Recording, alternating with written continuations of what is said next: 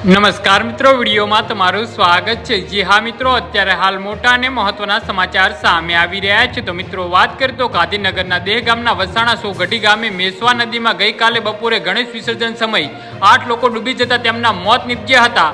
વાસણા સોગઢી ગામના મોટાવાસમાં રહેતા ચૌહાણ અને સોલંકી પરિવારના 8 લોકોના મોત થતા પરિવારજનોમાં આતંક છવાયો હતો। ત્યારે આજે વાસણા સોગઢી મોટાવાસ ખાતેથી એક સાથે 8 લોકોની અર્થી ઉડતા આખું ગામ હિંચકે ચડ્યું હતું।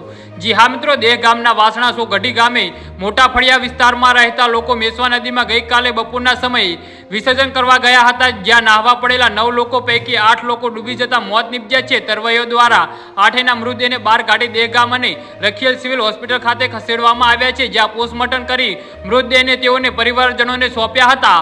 જી હા મિત્રો, ગઈકાલે બપોરે ચૌહાણ અને સોલંકી પરિવારના એક સાથે 8 લોકોના મોત થતા પરિવારજનોમાં આતંક છવાયો હતો।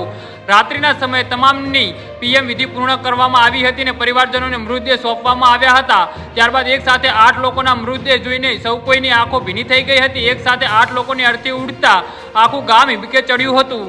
જી હા મિત્રો, તો આના વિશે તમારું શું કહેવું છે તો નીચે અમારી કોમેન્ટ બોક્સમાં જરૂરથી જણાવજો અને અમારી યુટ્યુબ ચેનલને સબસ્ક્રાઇબ કરવાની ભૂલતા નહીં। વિડીયો પૂરો જોવા બદલ તમારો ખૂબ ખૂબ આભાર।